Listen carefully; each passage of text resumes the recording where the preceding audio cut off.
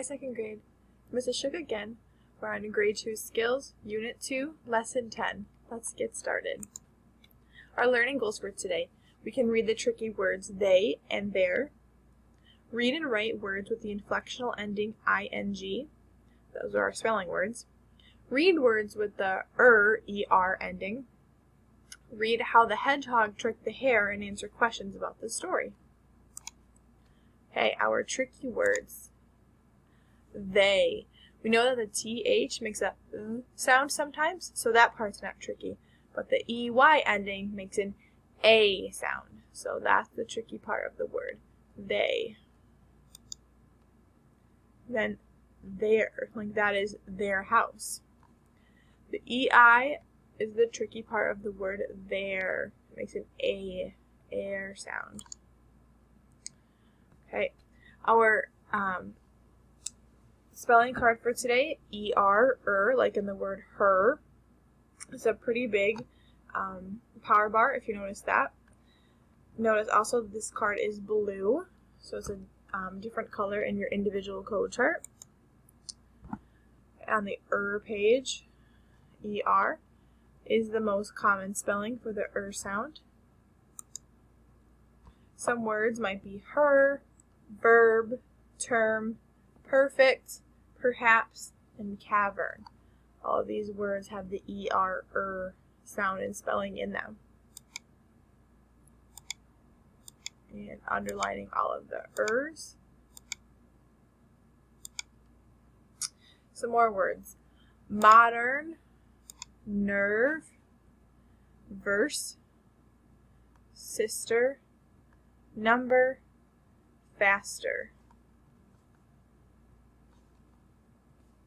Okay, on activity page 10.2, they're giving us sentences. Our job is to find the word in the sentence that has the er, and circle it, and then write the sentence on the bottom and circle the the portion of the word.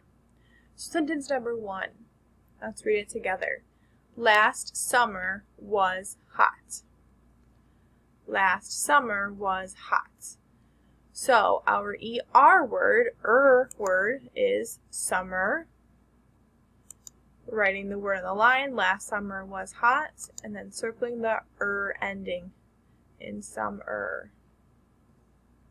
Okay, sentence number 2. Who is that person? Asking a question, who is that person? What word has the sound in it? Good. Person. Write the sentence. Who is that person? And we know that person has the circling the spelling. There we go. Okay, the rest of the page. Number 3. The water is so cold. Okay, find the word with the in it. That's water. Write the sentence. The water is so cold. And then circle the in water. Okay, number 4. The book is under the bed. What word has the in it? We're looking at under. Writing the sentence. The book is under the bed. And now to circle the part of the word. It's at the end of under. And our last sentence, my mother's name is Anne. Look and see if you can find the word. It'll be mother. My mother's name is Anne. Writing the sentence, and then finding the in the word. Once again, at the end of the word, mother. Very good. Okay, now our reading portion. We're still in our book, finishing up reading the second part of the hare and hedgehog story. In fact, the title, the cover picture is from this story. Okay, so some of the words we might see. Stern, then multi-syllable words with it means that there's 2 syllables in the word. Perfect, powerful, clever, runner, puckered. And one of our 2-syllable words will be outlined. Okay, the story vocabulary. Outlined. The main told the main ideas about something. For example, my teacher outlined what we had to do for a fire drill. So that's when they're just kind of giving the main points. Stern means harsh. The principal used a stern voice to get the children's attention. And the third one, puckered, which is folded or pinched, as in the lips. My grandmother puckered up and gave me a kiss on my forehead. And then the saying or phrase, on the lookout. It's to watch for someone or something. For example, my friend and I were on the lookout for the lost dog. Okay, and before we begin today's version of the story, let's do a review of what happened in the first section. So the first section of the hedgehog and the hare, we know that it was a trickster tale. We know that the characters, we had the hedgehog and the hare, and at the very end we met the hedgehog's wife. What happened, the setting of the story is they were outside, and the plot, we had the rabbit was always bragging about how fast he was, and the hedgehog said, hey, let's have a race. Little did the hare know the hedgehog had a plan, and then the hedgehog told his wife what he was going to do with the race and the plan. Okay, so now part 2. How the hedgehog tricked the hare.